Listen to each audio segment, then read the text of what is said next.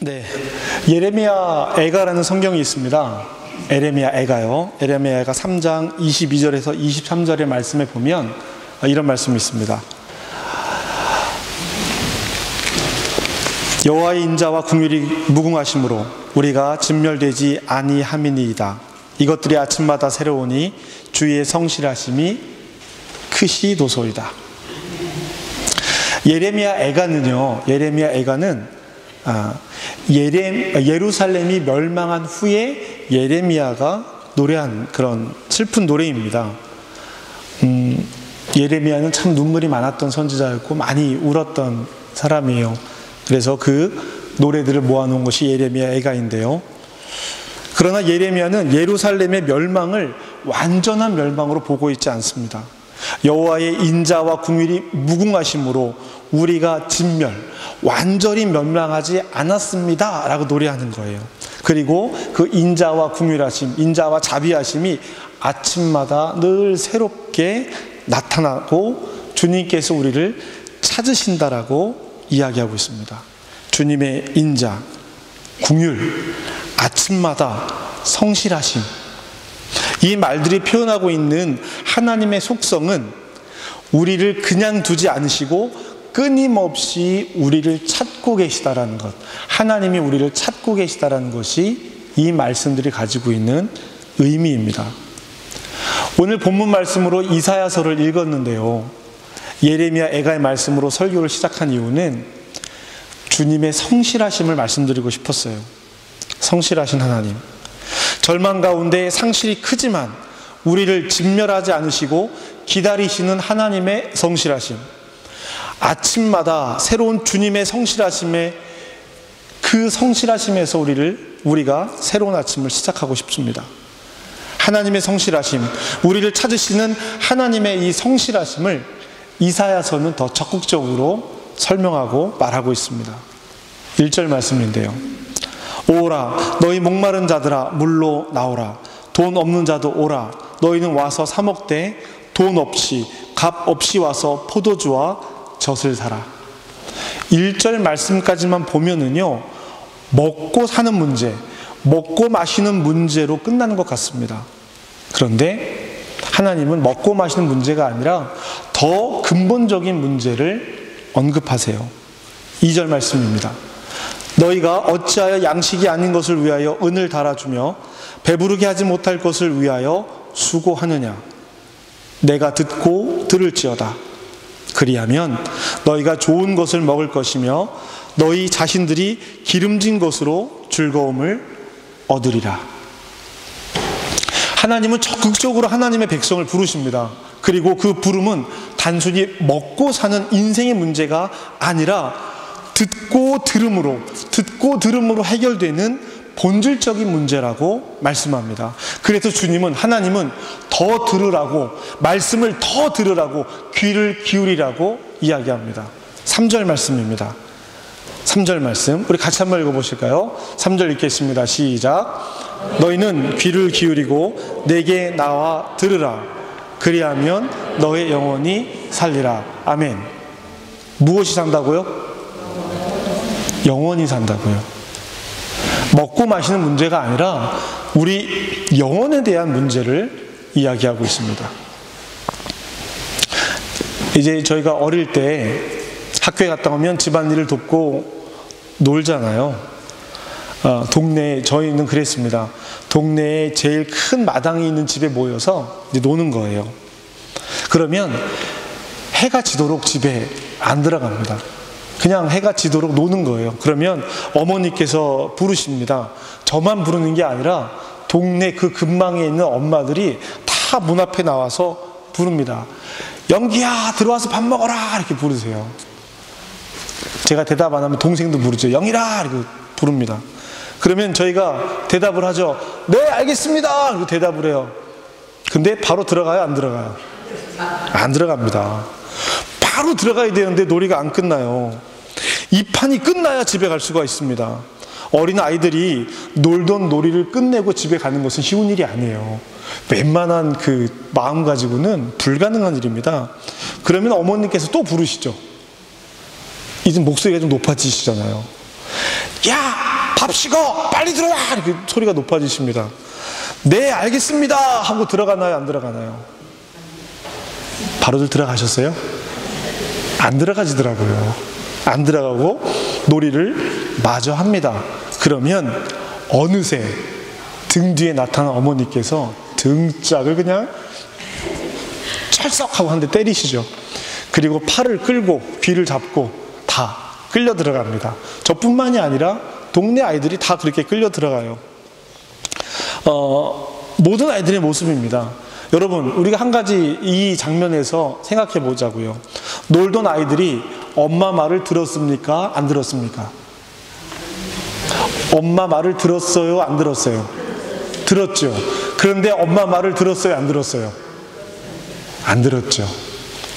소리로 듣긴 들었는데 엄마 말을 안 들은 겁니다. 소리를 들었다는 것이 그 말을 들었다라는 의미가 아니죠. 그 말을 들었다면, 엄마의 이야기를 들었다면 그 자리에서 탁 놀이를 멈추고 엄마에게 집으로 갔었어야 했습니다.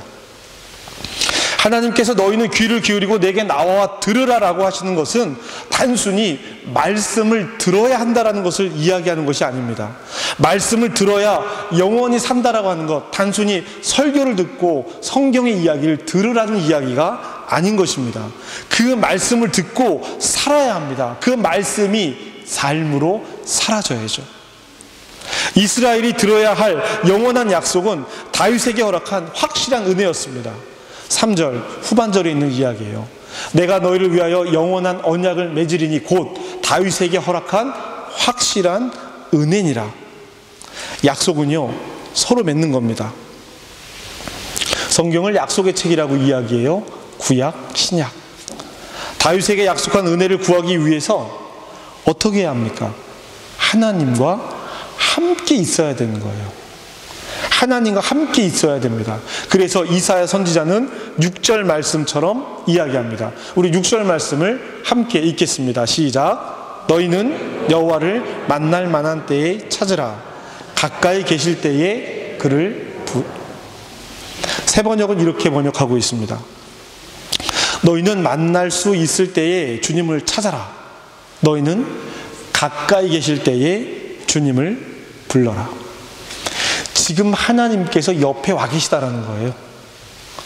하나님이 멀리 떨어져 계신 것이 아니라 하나님이 가까이 계신 겁니다. 지금 옆에 와 계시는, 가까이 계시는 주님을 찾으라고, 요청하라고 말하고 있는 것입니다. 약속은 함께 있어야 이루어지는 것입니다. 이사야 선지자는 여호와의 말씀을 대신 전합니다. 이들이 들어야 할 말씀, 귀를 기울여야 하는 말씀은 만날 만한 때에 주님을 찾으라는 것입니다. 주님을 찾아야 합니다. 옆에 계신 주님을 찾아야 합니다. 듣기만 하는 것이 아니라 찾아야 하는 것입니다. 구해야 하는 것이고요. 누가복음 13장 6절에서 9절의 말씀에 보면은요, 열매 맺지 못하는 무화과 나무의 비유가 나옵니다. 열매를 맺지 못하는 거예요. 3년을 와서 봤는데 나무에 열매가 없습니다. 그 주인이 화가 났어요. 포도원 지기에게 주인이 말합니다. 야, 3년을 봤는데 열매를 맺지 못했어. 당장 이 나무를 찍어버려라. 땅만 상하게 한다. 포도원 지기가 말합니다. 주인이요, 금년에도 그냥 두십시오. 내가 두릅하고 거름을 줄이니 이후에도 열매를 맺으면 좋거니와 그렇지 않으면 그때 가서 찍어버리소서. 여러분, 열매를 맺어야 합니다. 열매를 맺기 위해서 심은 나무가 자라기만 하면 안 돼요. 아무리 잎이 무성하고 나무가 크게 자랄지라도 맺어야 합니다. 맺어야 할 열매를 맺지 못하면 찍어서 버리게 되는 것입니다. 그러나 오늘 누가복음에서는요, 찍어버리라는 것에 관점이 있는 것이 아니라 한 해만 더 기다려 주십시오. 한 해만 더 기다려 달라고 말씀하는 것을 우리가 기억해야 합니다. 우리 다시 이사야서 55장 7절 말씀으로 돌아가면은요, 악인은 그의 길을, 불의한 자는 그의 생각을 버리고, 악인과 불의한 자는 어떻게 하라고요? 그의 길과 그의 생각을 버리고, 거기서 끝납니까?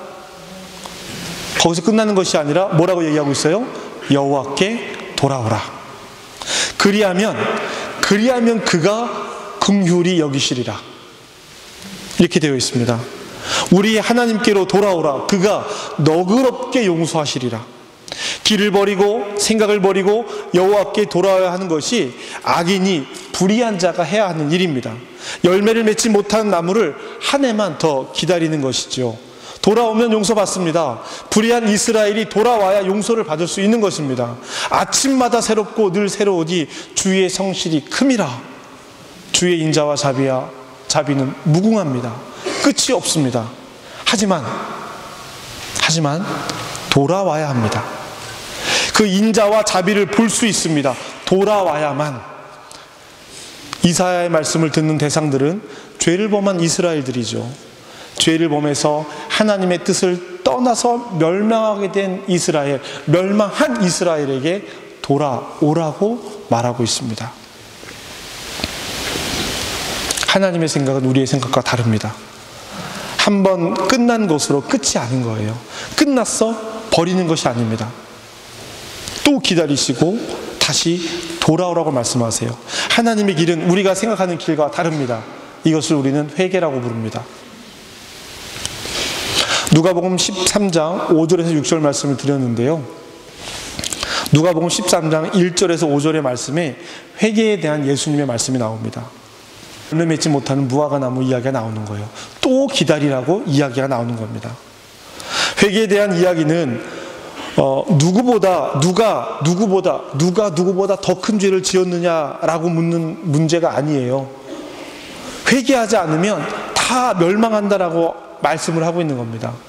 실로암의 망대가 무너져서 치워 죽은 사람이 예루살렘에 있는 사람들보다 더 죄가 있습니까? 그 질문에 예수님의 대답은 회개하지 않으면 다 망하는 거야. 이 이야기를 하시는 거예요. 불의한 제물에 피를 뿌리고 죽은 사람들의 이야기도 같은 맥락의 이야기입니다. 이 말씀에 이어서 열매 맺지 못하는 무화과, 한 해만 더 기다려달라는 무화과 나무의 이야기가 나오는 것이고요. 여러분, 이 모든 이야기가 회개에 관련된 이야기인 것을 아시겠죠? 이사야도 누가복음도 모두 회개, 돌아옴에 대한 이야기를 하고 있습니다. 열매 맺기를 기다려주겠다는 것이고요, 돌아오기를 기다려주겠다는 말씀입니다. 그러니 이 이야기만 듣고 있지 말고 돌아오고 열매를 맺으라고 말씀하시는 것입니다. 여러분, 이 이야기는 오늘 우리에게도 동일하게 들려야 합니다. 지난주 우리는 주님 안에 굳세게 서자는 말씀을 나누었습니다. 주님의 말씀에 굳세게 서는 것이 무엇입니까? 말씀을 듣는 것이 무엇입니까? 그 말씀을 듣고 행하는 것이 듣는 것입니다. 나의 생각으로, 내 판단으로 하나님 말씀을 판단하는 것이 아니라 하나님 말씀을 듣고 행하는 것입니다. 이것을 순종이라고 말하죠. 나의 생각보다 높고 나의 길보다 높으신 하나님이시기 때문입니다. 바울은 고린도 교회에게 고린도전서 10장 1절에서 13절 말씀 사이에 이스라엘이 광야에서 살 때 어떤 모습이었는지를 이야기합니다. 출애굽하면서부터 이야기를 하는 거예요. 이스라엘은 구름 아래로 지나갔습니다. 바다 밑으로, 바다 가운데로 지나갔고요. 이들은 다 같이 신령한 음식 만나를 먹었습니다. 다 같이 반석에서 난 신령한 음료를 마셨습니다. 그런데 그들 중에 다수는 가나안 땅에 들어가지 못했습니다. 이러한 일이 우리의 본보기가 됩니다. 성경에 이 이야기를 기록해 놓은 것은 우리로 하여금 악을 즐겨하지 않게 하기 위해서입니다. 우상 숭배하는 자가 되지 말라고 기록한 것입니다. 음행하지 말고, 주를 시험하지 말고, 원망하지 말라고 말합니다. 이것이 본보기가 되어서 우리의 삶을 지키라고 바울은 이야기합니다. 알아서 되는 일인가요? 행해야 하는 일입니다. 그렇기 때문에 바울은 이렇게 이야기합니다.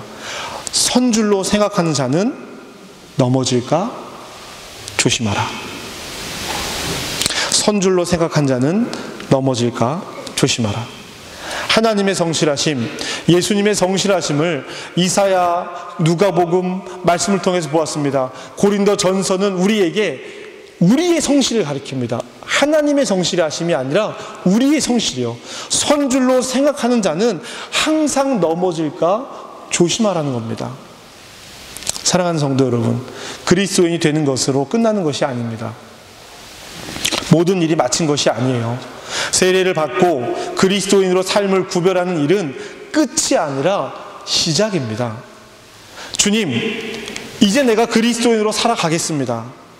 하나님 말씀을 알고 성경에 기록된 교훈과 경계의 삶을 알고 예수를 그리스도로 고백하며 그와 함께 이 땅에서의 삶을 살아가겠습니다.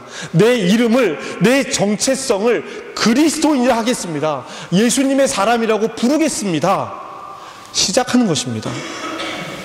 이렇게 시작한 삶은 드문드문 되는 대로 하는 것이 아니라 성실하게, 선자는 넘어질까 주의하며 살아가는 것입니다.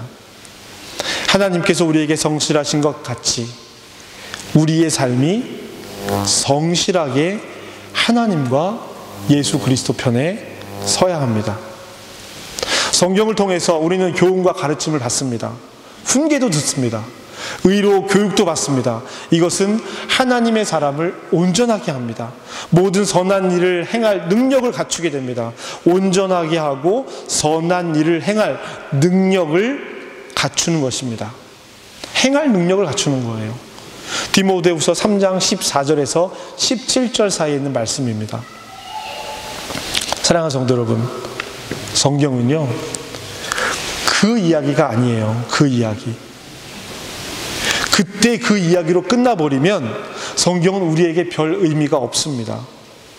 성경을 읽으며 성경이 가리키고자 하는 삶은 지금 우리의 이야기가 되어야 합니다.